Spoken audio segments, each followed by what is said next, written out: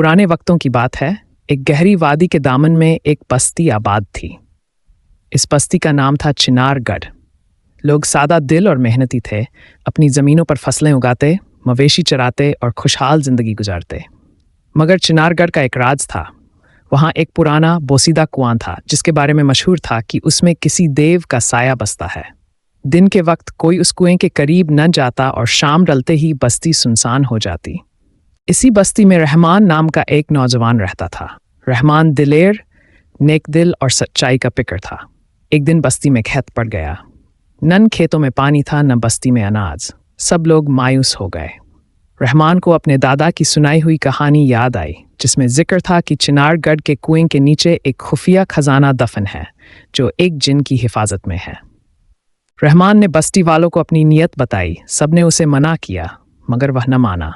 चांदनी रात में हाथ में फक्त एक लालटेन और बिस्मिल्लाह पढ़ते हुए वह कुएं के किनारे पहुंचा। अंधेरे में उसे महसूस हुआ जैसे कोई सरगोशियां कर रहा हो। उसने डरते डरते कुएं में उतरना शुरू किया। जैसे ही वह नीचे पहुंचा, एक नीली रोशनी फूटी और सामने एक देव नमूदार हुआ जो इंसान से कई गुना बड़ा और खौफनाक था। देव की आंखों में शोले लपक रहे थे, लेकिन रहमान घबराया नहीं। उसने आजिजी से कहा, अरे देव, हम लोग कहत से मर रहे हैं।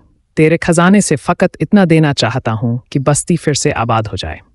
देव को इंसानों में ये जज्बा देखकर तज्जुब हुआ।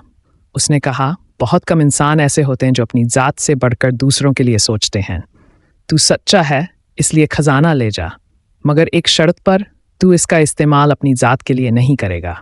रहमान ने वादा किया और देव ने अपनी उंगली से जमीन पर लकीर खींची। चमकते सोने के सिक्के और अनाज का ढेर नजर आया। रहमान खुशी से खजाना समेटकर वापस बस्ती पहुंचा। उस दिन के बाद चिनारगढ़ फिर से हंसता बसता नजर आने लगा। लोगों ने रहमान को अपना सरदार मान लिया, मगर वह सादगी से अपनी पुरानी झोंपड़ी में रहा और बस्ती के लिए काम करता रहा।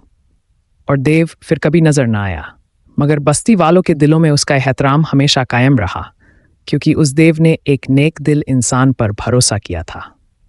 यह चिनारगढ़ की पुरानी हिकायत